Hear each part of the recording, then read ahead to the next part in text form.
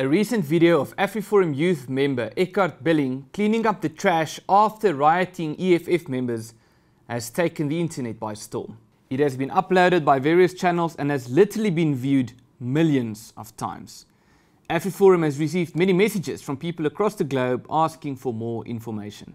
They say a picture tells 1,000 words. If that is true, then this clip tells 1,000,000. Not only because it is striking to watch, but also because it is a perfect depiction of the current state of affairs in South Africa. Now, in case you haven't seen it, I'll show the clip at the end of this video, but first, let me tell you why this is so important.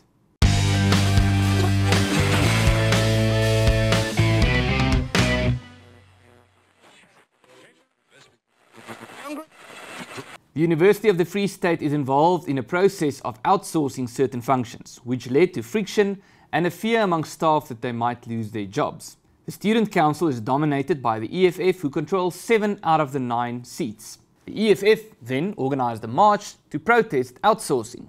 Ironically, the march was attended by more students than staff members. It was, however, all but peaceful. Rioters ran across campus, throwing over chairs and tables. Some of it was broken in the process. Trash cans were tipped over, trash was kicked around, items were grabbed from students' hands and thrown on the floor. One of the women in the video also did this with Eckard Billing, who then told her that she was being arrogant. In reaction to this, she picked up a chair and threw him with it.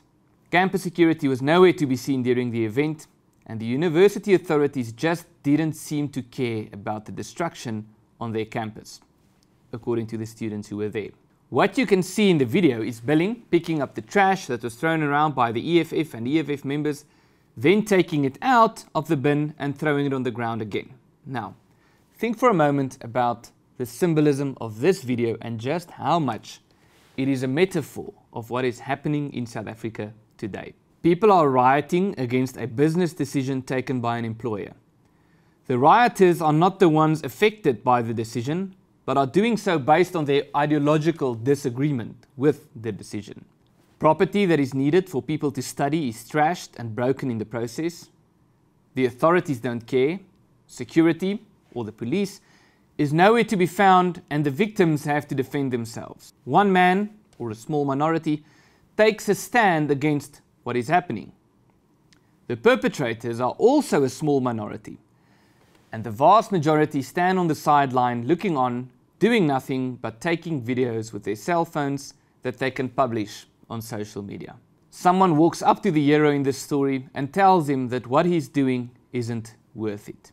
He persists and he continues, like a proverbial David taking on Goliath while the masses look on. There's only one thing missing in this picture: a political commentator attacking the hero in the story and taking the side of the ones thrashing the university. But wait, guess what? Shortly after the video went viral, a member of the editorial team of The Citizen wrote an opinion piece doing what? Attacking Billing for interfering with a legitimate march. What the protesters did isn't great, wrote the commentator, but that's the way they think the game is played, and hopefully one day we will mature out of it. However, he says, I can't help but find myself rejecting the narrative that we should be treating the young man as a hero or even as the victim in this story. Why?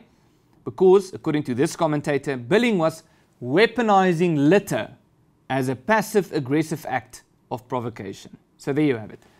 South African discourse in a nutshell. Now let me tell you what the problem with this is. The sentiment expressed by the political commentator is not merely an expression of double standards. It is an expression of anti-black racism. Why? Because it is clear that you can only take that position if you were to judge black people by a lower standard as whites. Black people trashing university property, assaulting students, dumping dustbins, and confronting an innocent student who picks up the trash is okay because they are black. What more can you expect of them? That's just how black people are. And if you whites interfere with the trashing of universities by black people, then you are the problem. Can you hear how racist this really is? White people in particular are often told by political commentators that they need to check their privilege. Perhaps it is time for these political commentators not to check their privilege, but to check their racism. My name is Ernst, and this is your fact sheet.